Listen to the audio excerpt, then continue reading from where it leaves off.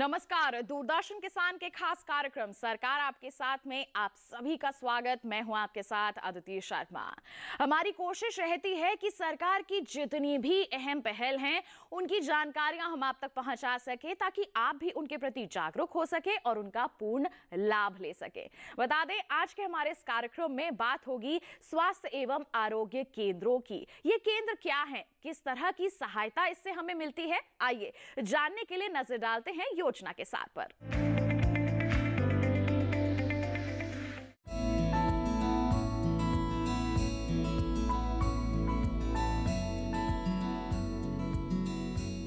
देश की बड़ी जनसंख्या आजादी के 70 साल बाद भी गुणवत्तापूर्ण इलाज से दूर है। खासतौर से ग्रामीण आबादी को बेहतर इलाज के लिए दूर तक का सफर तय करना पड़ता है, बल्कि महंगाई की वजह से लोग ठीक से अपना इलाज भी नहीं करवा पाते। इसी बात को ध्यान में रखते हुए सरकार ने आयुष्मान भारत की परिकल्पना की। इस परिकल्पना के मुख्य रूप से दो घटक हैं। एक है प्रधानमंत्री जन आरोग्य योजना, जो 10 करोड़ गरीब परिवारों को हर साल 5 लाख रुपए तक का स्वास्थ्य बीमा कवर दे रही है, और दूसरा है स्वास्थ्य और आरोग्य केंद्र। इन केंद्रों का मकसद घरों के पास ही लोगों को मुफ्त और बेहतर इलाज की सुविधा उपलब्ध कराना है। इसके लिए सरकार ने देश भर में 1.5 लाख उप स्वास्थ्य केंद्रों, प्राथमिक स्वास्थ्य केंद्रों और शहरी प्राथमिक स्वास्थ्य केंद्रों को आरोग्य केंद्रों में बदला है। केंद्रों पर व्यापक प्राथमिक स्वास्थ्य देखभाल सेवाएं उपलब्ध कराई जा रही हैं। ऐसी सेवाएं जो निवारक हों, प्रोत्साहक हों, उपचारात्मक हों और पुनर्वास सेवाओं के जरिए सभी उम्र के लोगों की सेहत को बेहतर बनाने का काम करें। ये केंद्र माता और शिशु स्वास्थ्य सेवा, संचारी और गैर संचारी रोगों और बुजुर्गों के लिए कई तरह की सार्वभौमिक स्वास्थ्य देखभाल सेवाएं प्रदान कर रहे हैं। इसके अलावा ये मुफ्त में जरूरी दवाओं, जांचों और योग की सुविधा का भी इंतजाम करते हैं। दरअसल 2017 में राष्ट्रीय स्वास्थ्य नीति की शुरुआत की गई, जिसमें सार्वभौमिक प्राथमिक स्वास्थ्य सेवा कार्यबल की सिफारिशों को मंजूर किया गया और आयुष्मान भारत स्वास्थ्य एवं आरोग्य केंद्रों की स्थापना का भी अनुमोदन किया गया। ये नीति देश की स्वास्थ्य सेवाओं का पूरा ढांचा बदलने वाली थी। राष्ट्रीय स्वास्थ्य नीति 2017 के तहत ही भारत सरकार ने फरवरी 2018 में आयुष्मान भारत स्वास्थ्य एवं आरोग्य केंद्र स्थापित करने की घोषणा की थी। इन केंद्रों में मुफ्त और कैशलेस इलाज के अलावा जरूरी दवाओं और रोग परीक्षणों का भी इंतजाम है। 31 दिसंबर 2022 तक के आंकड़े बताते हैं कि इन केंद्रों में देश के अंदरूनी इलाकों में ई संजीवनी के जरिए 8.5 करोड़ से अधिक टेली परामर्श किए।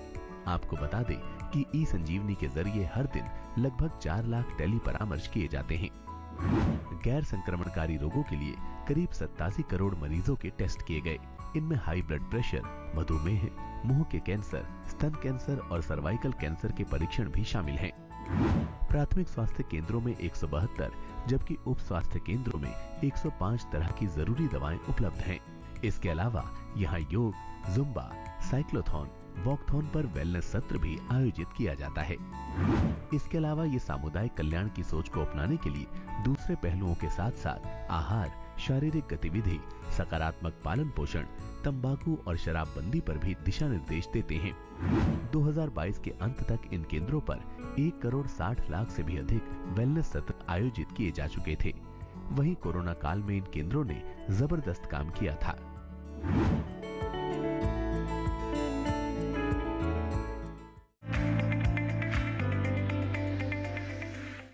तो जाना आपने कि स्वास्थ्य एवं आरोग्य केंद्र आखिर हैं क्या और किस तरह से आपके लिए फायदेमंद बन सकते हैं, लेकिन इनके बारे में अभी भी बहुत कुछ है जो हम आपको बताने वाले हैं, लेकिन उसके लिए करना होगा आपको थोड़ा सा इंतजार। कहीं मत जाइए, देखते रहिए कार्यक्रम सरकार आपके साथ और बने रहिए दूरदर्शन किसान पर। Invest once and enjoy guaranteed maturity with life cover with LIC's Dhan Varsha, a single premium plan for your family's security and prosperity.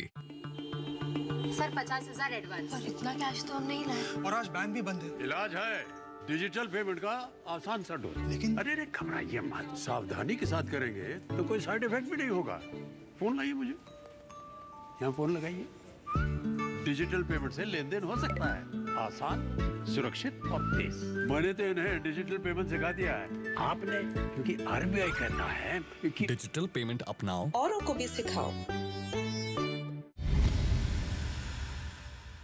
Break के बाद दूरदर्शन किसान के कार्यक्रम सरकार आपके साथ में आप सभी का फिर से स्वागत। बात कर रहे हैं हम स्वास्थ्य एवं आरोग्य केंद्रों के बारे में। जी हाँ, स्वास्थ्य के क्षेत्र की अगर हम बात करें तो हमारी सरकार की एक बहुत ही अहम पहल है।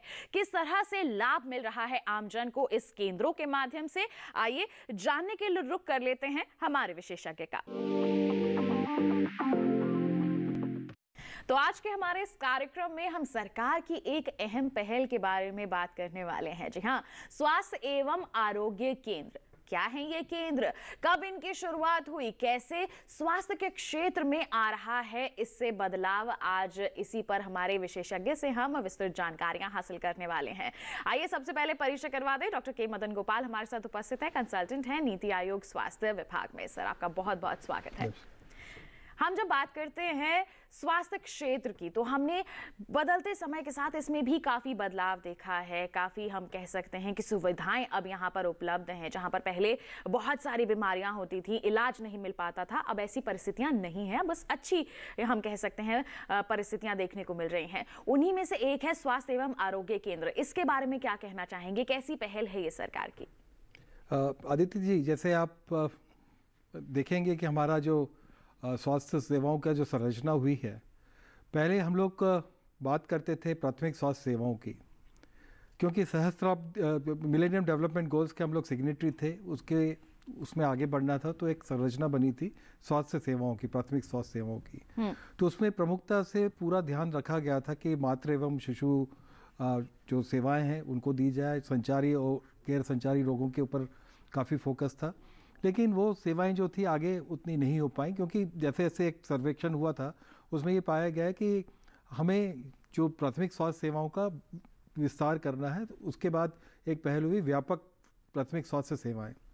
इस व्यापक स्वास्थ्य सेवाओं को करने के लिए जो हमारी जो 2014 में एक टास्क फोर्स बना था, टास्क फोर्स ने रिकमेंड किया कि हमें इसको कॉम्प्रिहेंसिव बनाना है। जो व्यापक प्राथमिक स्वास्थ्य सेवाएं हैं कि हमें खाली मातृ और शिशु सेवाओं के अलावा जो पहले छोटे मोटे बीमारियों के लिए जो सेवाएं देते थे उससे बढ़ाकर इसका पैमाना व्यापक करना है, और जो संचारी रोग है, नॉन कम्युनिकेबल डिसीज हैं, उनको भी इसमें जोड़ना है। उसके तहत काफ़ी उन्होंने डायरेक्शंस दिए हैं, और हमारे जो राष्ट्रीय स्वास्थ्य नीति 2017 की है उसमें भी इसके ऊपर काफ़ी महत्व दिया गया है। और इसी को क्रियान्वयन करने के लिए ये आपका आयुष्मान भारत, आपकी हेल्थ एंड वेलनेस सेंटर्स की योजना स्टार्ट हुई है। इसके तहत हम लोग जो प्राय जो कर रहे हैं, पहले हमारा जो स्वास्थ्य की संरचना को हमें समझना चाहिए। हमारा जो सबसे पेरिफेरल मोस्ट, सबसे जो लोगों से जुड़ा हुआ जो केंद्र है वो 3 से 5 हज़ार की आबादी में रहता है, जिसे हम लोग सब हेल्थ सेंटर बोलते थे। पहले जो प्राथमिक स्वास्थ्य सेवाओं के समय उस सब हेल्थ सेंटर में एक पुरुष कार्यकर्ता, एक महिला कार्यकर्ता होती थी। अब जब हमने हमारी जो रणनीति बदली है, जिसमें हमने व्यापक किया है हमारे जो सेवाओं को, पहले 6 सेवाएं देते थे, अब धीरे धीरे क्रमशः हम लोग 12 सेवाएं देंगे उन्हीं स्वास्थ्य केंद्रों के माध्यम से। अब इन स्वास्थ्य केंद्रों को थोड़ा सा सुदृढ़ किया है। जो हमारा जो व्यापक प्राथमिक स्वास्थ्य सेवाओं की रणनीति है उसमें हमने सुदृढ़ किया है। अब इनको हम लोग आरोग्य केंद्र बोलते हैं। इस आरोग्य केंद्र में पहले 2 स्वास्थ्यकर्ता रहते थे, अब यहाँ पे एक टीम रहती है, जिसमें एक हमारे कम्युनिटी हेल्थ ऑफिसर रहता है, उसको असिस्ट करने के लिए आपके हेल्थ वर्कर रहते हैं, प्लस एक्सटेंशन सर्विसेज देने के लिए आपके पास हमारी जो आशा बहनें हैं, आशा कार्यकर्ता हैं, वो हैं। तो इसके माध्यम से हम लोग non communicable disease, communicable disease, maternal services, ये सबको दे पा रहे हैं हम। और इसके अलावा जो जनसंख्या आधारित हमारा जो वो था, तो हमारा जो फोकस था जनसंख्या आधारित हमें स्वास्थ्य सेवाएं देना, उसकी तरफ हम लोग आगे बढ़ रहे हैं।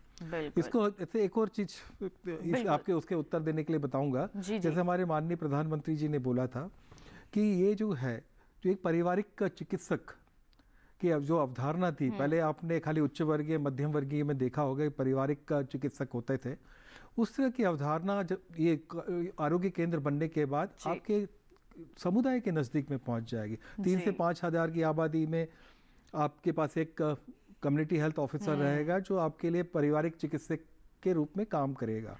तो इस तरह की अवधारणा है, उसी तरफ हम अग्रसर हो रहे हैं। बिल्कुल, और हम देख रहे हैं कि अच्छे परिणाम भी यहाँ पर देखने को मिल रहे हैं। क्या हम ये कह सकते हैं कि हर जिले में ये केंद्र उपलब्ध हैं? इसके लिए मैं थोड़ा विस्तार में आपको बताना चाहूँगा। जैसे हमारे जितने जिले हैं, हर जिलों में ब्लॉक्स होते हैं। जी। हर ब्लॉक में आपके पास एक सेक्टर होता है और एक सेक्शन होता है। ब्लॉक लेवल पे आपके सामुदायिक स्वास्थ्य चिकित्सा का एक संस्था होती है। उसके नीचे जो सेक्टर मुख्यालय है हमारे प्राथमिक स्वास्थ्य केंद्र हैं, और जो सेक्शन हेडक्वार्टर जो अभी मैं बोल रहा था 3 से 5 हज़ार की आबादी के ऊपर होते हैं, उसे उप स्वास्थ्य केंद्र बोलते हैं, जिसको क्रमशः हम लोग अब उसके बारे में बात कर रहे हैं, तो आरोग्य केंद्र बन रहे हैं। तो आज के लगभग आप देखेंगे करीब 1.5 लाख के ऊपर आरोग्य केंद्र हमारे संचालित हो चुके हैं जी। और क्रमशः जो 6 सुविधाएं थी पहले, अब 6 सुविधाओं से करीब 8-9 सुविधाएं हुई हैं और क्रमशः हम लोग 12 सुविधाओं तक के पहुंचेंगे, ताकि लोगों को घर के पास सारी सुविधाएं मिल सकें। बिल्कुल। तो ये आपसे जानना चाहेंगे, जैसे किसी के नज़दीक है ये आरोग्य केंद्र, इलाज करवाना चाहते हैं, वहाँ जाकर के वो सीधा इलाज करवा सकते हैं, किसी तरह की कोई फॉर्मेलिटी करनी है या फिर कोई शुल्क देना है, इसके बारे में क्या कहेंगे? बिल्कुल बिल्कुल बिल्कुल अच्छी बात पूछी आपने। जितने भी हमारे केंद्र हैं वहाँ पे स्वास्थ्य और आरोग्य केंद्र हैं, वहाँ से हमारी जितनी सुविधाएं हैं वो सब निःशुल्क हैं। निःशुल्क सुविधाएं हैं। तो आपने देखा होगा जो हमारी जो एसेंशियल मेडिसिन लिस्ट है और जो डिजायरेबल लिस्ट है, वो पूरी दवाइयाँ करीब 100 से ऊपर दवाइयाँ उपलब्ध हैं जो निःशुल्क वहाँ पे दी जाएंगी।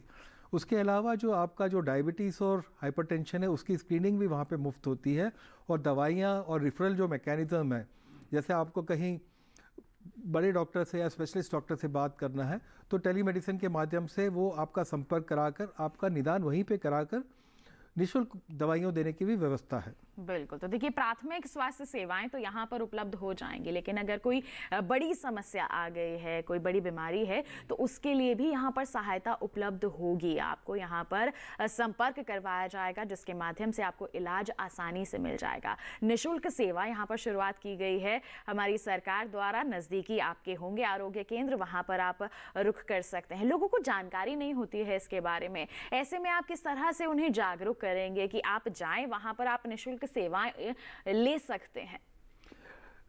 अदिति जी, ये इस पे थोड़ा मैं भिन्न मत रखना चाहूँगा, क्योंकि जैसे हमारे जो पुराने जो संस्थाएं थी, स्वास्थ्य उप स्वास्थ्य केंद्र थे जी, और प्रायः हर गांव में हमारी आशा बहनें हैं, आशा कार्यकर्ता हैं।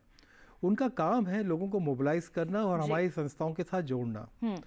अब जैसे अभी थोड़ी देर पहले ही आपसे बात किया कि समुदाय ये आपके जनसंख्या आधारित हम लोग सेवाएं देने की कोशिश कर रहे हैं। तो उस क्षेत्र में जैसे 3000 से 5000 की आबादी है, उस क्षेत्र के जितने लोग हैं सबको पता है कि यहाँ पे हमारा स्वास्थ्य और आरोग्य केंद्र है। तो यहाँ पर जागरूकता लाई जा रही है, जागरूकता लाई जा रही है, लोगों को पता रहता है। जैसे गांव में जाएंगे, पूछेंगे यहाँ पे अस्पताल कहाँ पे, वो बता देंगे यहाँ पे है, नर्स बहन कहाँ पे है तो वो बता देंगे। इस तरह की जागरूकता आ गई है, तो लोग इसका इस्तेमाल भी हो रहा है। जब इसका संचालन स्टार्ट हुआ था, उसमें फुटफॉल जो गिनते हैं कि आपके डायबिटीज़ हाइपरटेंशन की स्क्रीनिंग के लिए फुटफॉल जो कम हुआ करती थी, अब काफ़ी बढ़ गई है। इवन जो टेली कंसल्टेशन जो ई संजीवनी के माध्यम से आप देखेंगे 8 करोड़ से ऊपर टेली कंसल्टेशन हो चुके हैं। आप सोचिए, धीरे धीरे इसका जैसे जैसे लोगों में जागरूकता बढ़ रही है, इसका अपटेक भी बढ़ रहा है, लोग इसका ज़्यादा इस्तेमाल कर रहे हैं, उसका फ़ायदा उठा रहे हैं। अभी तक आपने जिक्र किया यहाँ पर 1.5 लाख के करीब केंद्र खुल चुके हैं। 1.5 लाख के केंद्र बन चुके हैं। जितने भी हमारे जो उप स्वास्थ्य केंद्र है, क्रमशः सबको हम लोगों ने आरोग्य केंद्रों में कन्वर्ट कर लिया है जी। तो जितने उप स्वास्थ्य पहले जो हम 6 सेवाएं देते थे उप स्वास्थ्य केंद्रों से, अब 12 क्रमशः हम लोग 12 सेवाएं देने की तरफ आगे बढ़ रहे हैं, अग्रसर हो रहे हैं। तो देखिए, इस तरह हमारी सरकार हर प्रयास कर रही है कि आम जन तक सभी स्वास्थ्य सेवाएं पहुंच सकें, और जो भी पहले आता था कि खर्च ज़्यादा है, इसके चलते यहाँ पर इलाज नहीं संभव हो पाता था, साथ ही साथ केंद्र आसपास उपलब्ध नहीं होते थे, जिससे हम कह सकते हैं मृत्यु दर काफ़ी होता था, हमारा शिशु मृत्यु दर भी काफ़ी होता था, उसमें भी हमने बदलाव देखा है। तो इस पे आप क्या कहना चाहेंगे कि पहले जो ग्रामीण क्षेत्रों में हम देखते थे कि अभाव रहता था, अब उसमें बदलाव आए हैं? बिल्कुल, बहुत बदलाव आए हैं।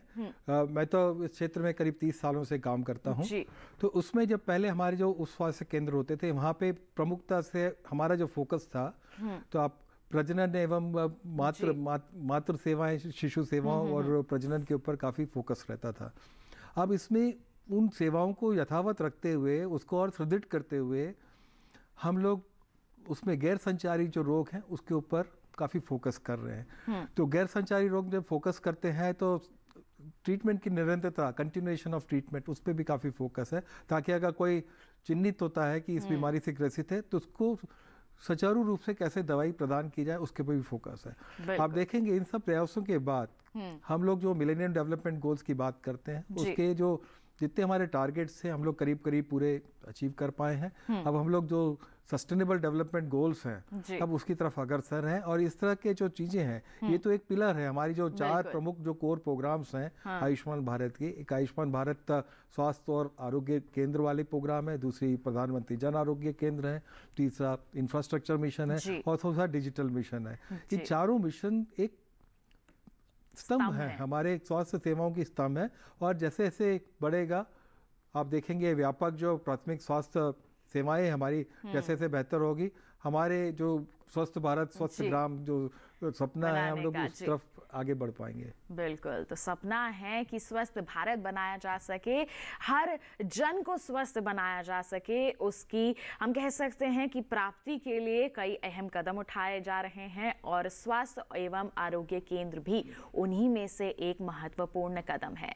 अगर हम स्वास्थ्य की बात करते हैं डॉक्टर मदन गोपाल, तो हम कोरोना का जिक्र किए बिना नहीं रह सकते। यहाँ पर कोरोना में भी इन आरोग्य केंद्रों की भूमिका हम कह सकते हैं काफ़ी बेहतर रही है। बिल्कुल बिल्कुल, आप देखेंगे जो हम लोग ने कोरोना में काम किया था, test treat track and trace, जो इसमें ट्रैक एंड ट्रेस वाला जो था, अगर कोई बीमार हुआ है गांव में जो सर्वे करना है तो हमारे जो केंद्र के जो आशा बहनें हैं तो उन्होंने घर घर जाकर सर्वेक्षण किया, पता लगाया कि कौन किसको बीमारी के लक्षण हैं और कितने लोगों को हमें आइसोलेट करना है, कितनी सुविधाएं। उनके इसी कार्य के कारण उनकी रिकग्निशन भी हुआ है काफ़ी कि किस तरह से उन्होंने सहयोग किया कोरोना काल में। तो इन केंद्रों की भूमिका काफ़ी स्ट्रॉन्ग रही है, अग्रणी रही है। कोरोना काल में भी हमने देखा है कि जो एक बहुत ही बड़ी समस्या थी कि पहचान कैसे हो, लक्षण कैसे पता चले, आइसोलेशन करना है तो कहाँ जाएं, तो उसमें भी आरोग्य केंद्रों ने बहुत ही महत्वपूर्ण भूमिका निभाई है। इससे जुड़ी जो आशा बहनें हैं हम कह सकते हैं काफ़ी सराहनीय काम यहाँ पर किया है। तो अब मैं अंतिम सवाल आपसे यह जानना चाहूँगी कि किस तरह से आप सभी को यहाँ पर बताना चाहेंगे कि देश में स्वास्थ्य के लिहाज से काम हो रहा है और आगे चलकर हम और भी ज़्यादा बदलाव की उम्मीद करते हैं।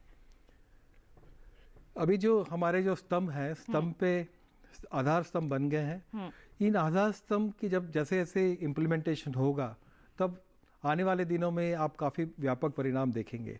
इसमें प्रमुख आपको जो देखने को मिलेगा जो गैर संचारी जो नॉन कम्युनिकेबल डिसीज़ हैं उसके बेहतर डिटेक्शन में, बेहतर उनके इलाज में। उसके अलावा एक और जो चीज़ जो केंद्रों से हमारी हो रही है उसमें मुख्य स्तन और आपके जो गर्भाशय जो कैंसर है उसके डिटेक्शन के लिए भी स्क्रीनिंग का एक प्रोग्राम स्टार्ट हुआ है। तो आने वाले दिनों में जैसे अगर कैंसर और दूसरी चीज़ों को आप जल्दी से डिटेक्ट कर लेंगे तो आप उन रोगों से भी लोगों को इलाज करने में सक्षम हो पाएंगे और काफ़ी मदद कर पाएंगे। बिल्कुल, तो आपके जवाब से एक सवाल मेरे मन में और आ गया है कि जैसे अभी आपने जिक्र किया कि प्राथमिक सेवा स्वास्थ्य सेवाएं यहाँ पर उपलब्ध हैं, आगे आने वाले समय में क्या यहाँ पर योजनाएं हैं कि और भी ज़्यादा सुविधाएं यहाँ पर उपलब्ध करवाई जा सके? जैसे अभी आपने कैंसर का जिक्र किया, इनके डिटेक्शन के लिए भी यहाँ पर और भी ज़्यादा तकनीकों को पहुँचाया जा सके। जी बिल्कुल, एक जो आप स्वास्थ्य और आरोग्य केंद्र की जो एक संरचना है, संरचना में टेक्नोलॉजी को उपयोग करना काफ़ी प्रमुखता से दर्शाया गया है। और आप जैसे देखेंगे टेली कंसल्टेशन और वो चीज़ काफ़ी उसमें इम्बाइब हो गई हैं, मतलब उसके अंदर अधिग्रहित हो गई है, क्या बोलना है, वो इम्बाइब हो गई हैं। तो आप देखेंगे 6 सेवाओं से हम लोग 8-9 सेवाएं तक के पहुंच गए। धीरे धीरे क्रमशः 12 सेवाएं आएंगी जिसमें cancer detection, ENT, dental, mental, ये सब चीज़ें जुड़ी हुई हैं उसमें। तो हम लोग बहुत सारे धीरे धीरे अभी जैसे 35 या 40 के ऐसे केंद्र हैं जो अभी इस 12 सेवाएं दे रहे हैं। आने वाले समय में आप पूरे 1.5 लाख या 1,70,000 का भी जो केंद्र है पूरे के पूरे आपकी ये 12 सेवाएं देना चालू कर देंगे। बिल्कुल, तो देखिए अभी तक तो यहाँ पर कुछ केंद्रों में केवल प्राथमिक स्वास्थ्य सेवाएं ही उपलब्ध हैं, लेकिन धीरे धीरे इस दिशा में भी काम हो रहा है। उन सेवाओं का जो दायरा है उसे बढ़ाया जा रहा है ताकि सभी को यहाँ पर लाभ मिल सके, कहीं लंबी दूरी तय ना करनी पड़े अगर आपको सही समय पर इलाज चाहिए। हमारी सरकार यहाँ पर महत्वपूर्ण कदम उठा रही है सभी को स्वस्थ बनाने की दिशा में इतने अहम केंद्रों की यहाँ पर शुरुआत कर रही है, अहम हम कह सकते हैं पहल कर रही है। ऐसे में अब आपको भी जागरूक होना है और अपने आप को बिल्कुल स्वस्थ बनाए रखना है। और डॉक्टर मदन गोपाल ने इतनी अहम जानकारियां सभी के साथ साझा की हैं, उसके लिए आपका बहुत बहुत धन्यवाद। तो जान लिया ना आपने, अगर आपके क्षेत्र के नजदीक भी है स्वास्थ्य एवं आरोग्य केंद्र तो वहां जाकर आप निःशुल्क स्वास्थ्य सेवाएं ले सकते हैं और इनका पूरा लाभ उठा सकते हैं। तो आज के हमारे इस कार्यक्रम में बस इतना ही। आपके लिए एक जानकारी है हमारे पास कि अगर आप हमसे जुड़ना चाहते हैं, कोई सवाल है आपके पास, कोई सुझाव हम तक पहुंचाना चाहते हैं तो आप हमें ईमेल कर सकते हैं। ईमेल आईडी है sarkar@gmail.com। फेसबुक के माध्यम से जुड़ सकते हैं। फेसबुक पर जाइए, हिंदी में टाइप कीजिए सरकार आपके साथ, हमारा पेज खुलेगा, वहां आप पोस्ट कर सकते हैं अपने सवाल और सुझाव। और डीडी किसान कॉल सेंटर नंबर भी एक बहुत ही बेहतरीन माध्यम है जिसके जरिए आप अपने सवाल या फिर सुझाव रिकॉर्ड करवा सकते हैं। हमारे पास 1800-113060 नंबर है जिस पर सोमवार से शनिवार सुबह 6 बजे से रात के 10 बजे तक कॉल किया जा सकता है। तो इसी के साथ बता दें आपको आज के लिए इतना ही। अगले अंक में फिर होंगे हाजिर, तब तक के लिए दीजिए इजाजत, लेकिन आप बने रहिए दूरदर्शन किसान पर। नमस्कार।